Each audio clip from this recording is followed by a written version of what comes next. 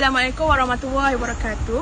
Nama saya Nur Maisarah binti Abdullah dari Diploma Pendidikan Awal Kanak-Kanak Kumpulan 7. Hai, Assalamualaikum warahmatullahi wabarakatuh. Nama saya Siti Zahra binti Roslan dari Diploma Pendidikan Awal Kanak-Kanak Kumpulan 7. Nama saya Naimina binti Muhammad. Saya dari Pendidikan Awal Kanak-Kanak Kumpulan 7. Assalamualaikum, nama saya Nur Alia Natasha binti Fazil dari Diploma Pendidikan Awal Kanak-Kanak Kumpulan 7. Assalamualaikum, nama saya Nur Syuhada binti Mak Razi daripada Diploma Pendidikan Awal Kanak-Kanak Kumpulan 7. Assalamualaikum, nama saya Nur Maisarah. Hari ini, saya akan membentangkan topik kita pada hari ini iaitu penularan berita palsu mengenai pandemik COVID-19. Sebelum saya teruskan lebih lanjut, izinkan saya untuk memberi serangkap pantun. Orkid menjala di dalam pasu, layu kelopak, jatuh bertebar. Berita itulah berita palsu, sahihnya tidak cepatnya tersebar. Sejak kebelakangan ini, penularan berita palsu mengenai COVID-19 semakin meningkat di Malaysia. Apakah yang dimaksudkan berita palsu? Berita palsu merupakan penyebaran maklumat yang tidak sahih yang boleh menimbulkan fitnah. Terdapat pandangan oleh Menteri Komunikasi dan Multimedia iaitu Datuk Saifuddin Abdullah. Beliau berkata, semasa Malaysia berhadapan krisis COVID-19 dan barisan frontliner yang bertungkus lumus untuk menangani wabak COVID-19. Kini, berita palsu menjadi satu masalah kepada frontliner untuk melaksanakan tugasnya. Media sosial merupakan satu medium perhubungan dan penyebaran maklumat serta menjadi salah satu trend dalam kehidupan masyarakat.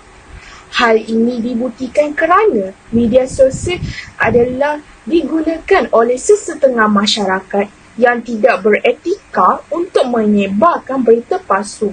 Walaupun di Malaysia pada masa kini tidak lagi ada akta yang khusus berkenaan berita palsu. Tetapi, undang-undang sedia ada dapat menangani berita palsu yang boleh mengancam keselamatan dan keharmonian negara. Baiklah, saya akan meneruskan kepada pembentang kedua saya iaitu Siti Zahra. Saya Zahara dari pembincangan yang kedua. Saya akan membincangkan tentang isu-isu berita palsu penularan mengenai COVID-19. Jadi, terdapat isu-isu berita penularan COVID-19 atau dikenali sebagai coronavirus yang telah diperkenalkan oleh WHO. Terdapat isu-isu yang berlaku di Malaysia iaitu isu pertama berita palsu yang mendakwa kes positif COVID-19 harian mencecah lebih 10,000 pada 30 Mei tular di media sosial di seluruh negara. Selain itu, bagi buku pula, penyebaran berita melalui media sosial hari ini bagaikan sambaran kilat. Berita mampu sampai ke pengetahuan orang ramai dalam sekelip mata tanpa mengenal sempadan. Malangnya, kesahihan berita tidak menjadi keutamaan. Masalah penyebaran berita palsu ini bukanlah satu perkara yang baru, namun ia kini telah menjadi perkara yang sebati dalam diri rakyat di Malaysia.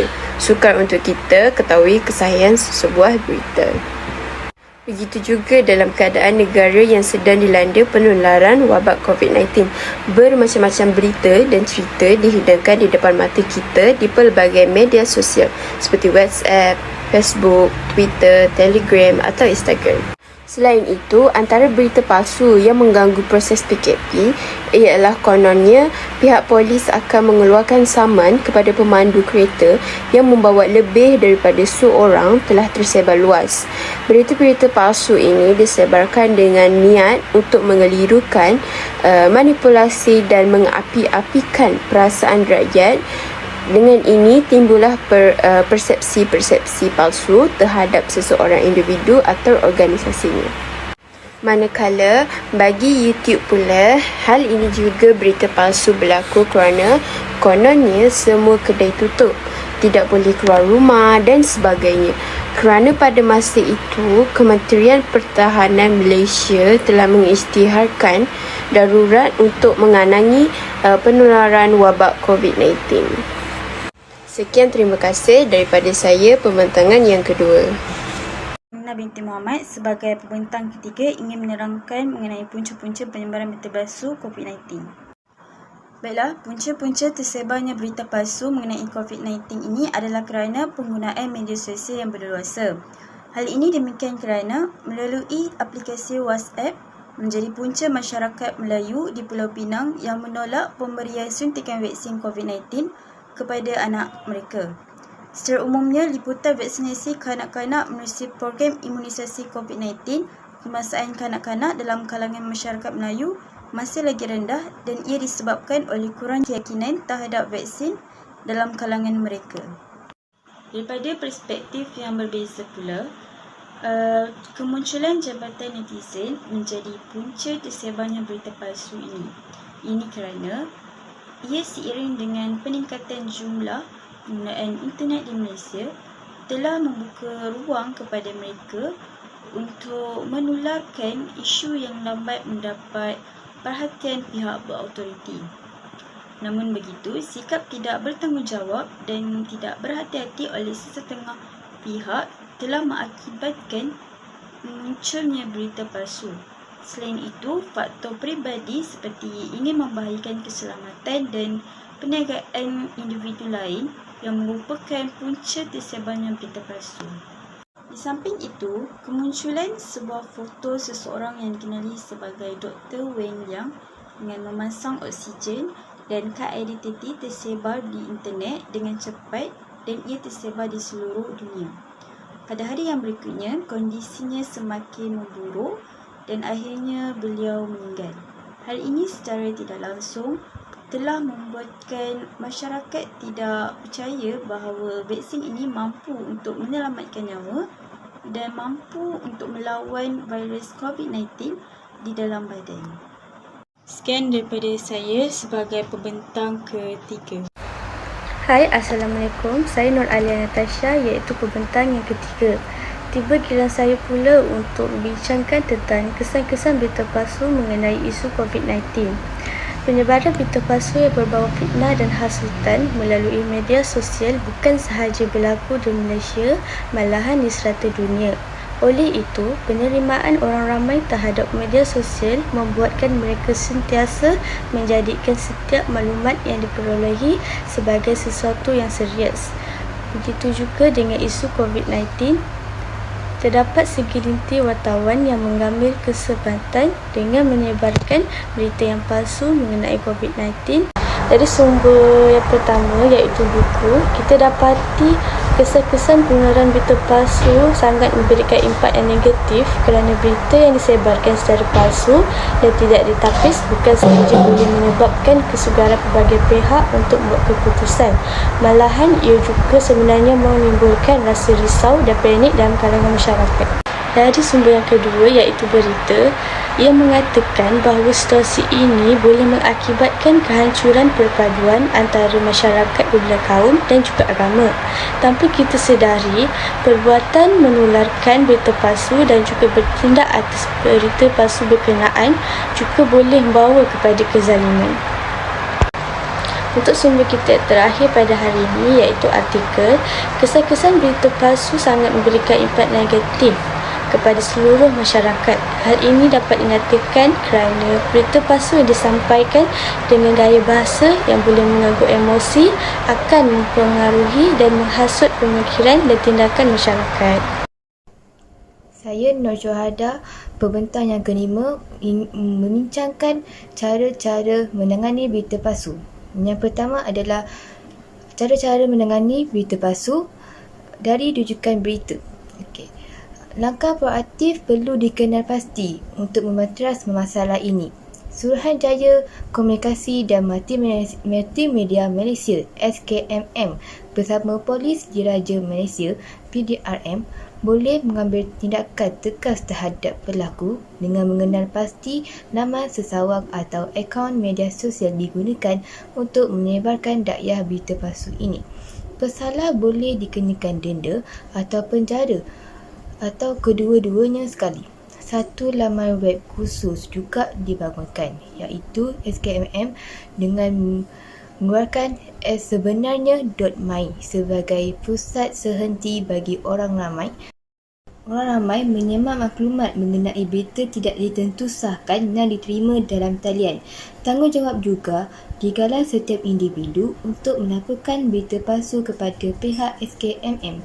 Sesiapa yang terlihat atau terbaca berita palsu di media sosial hendaklah menjalankan tanggungjawab sosial dengan melaporkan nama pelaku, tajuk berita, tarikh dan platform yang digunakan dalam penyebaran berita palsu itu. Seperti sedia maklum, kerjasama rakan media juga amat penting dalam menangani isu ini. Perbincangan yang kedua untuk cara-cara menangani berita palsu iaitu dari rujukan artikel adalah mengikut kajian terkini, media sosial dikenalpasti sebagai medium yang berpengaruh untuk menyebarkan sejumlah besar berita yang tidak ditapis.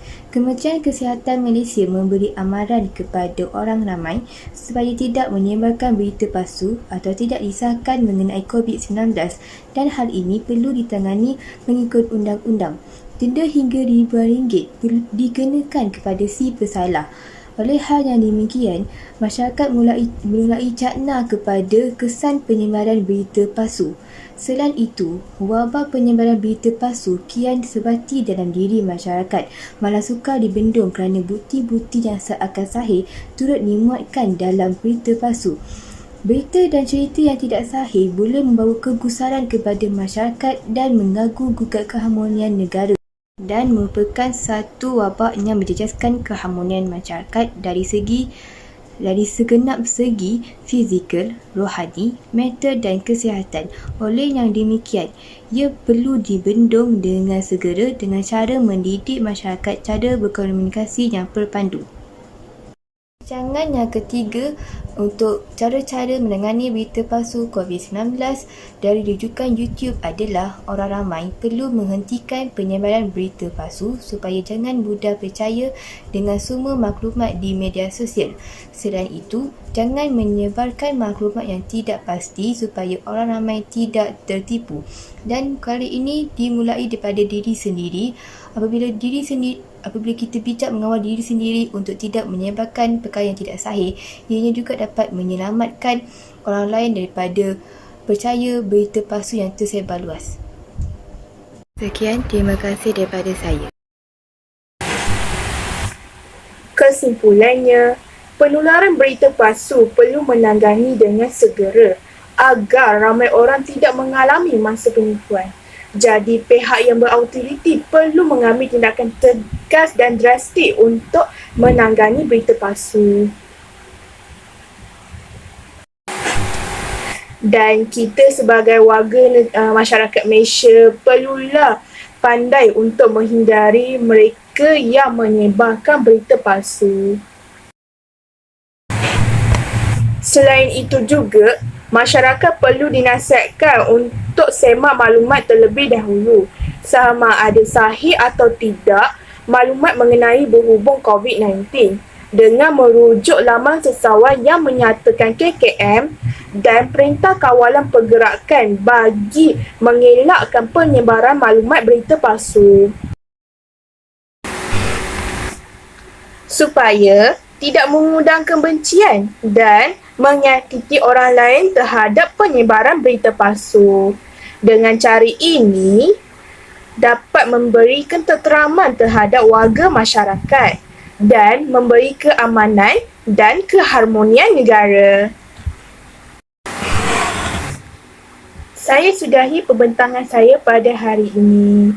Saya wakil kumpulan dari kumpulan kami ingin mengucapkan beribu-ribuan terima kasih kepada Puan Aini Khairunisa dan rakan-rakan sekalian yang sudi menonton pembentangan saya dari mula hingga akhir. Semoga apa yang kami bentangkan akan memberi manfaat kepada semua orang. Sebelum saya mengundur diri, saya akhiri pembentangan saya dengan serangkap pantun. Bunga dedap di atas para, anak dusun pasang pelita. Kalau tersilap tutur bicara, jemari disusun, maaf di pintu. Salam hormat. Sehingga kita bertemu lagi. Wabillahi taufiq wal hidayah. Wassalamualaikum warahmatullahi wabarakatuh. Bye semua.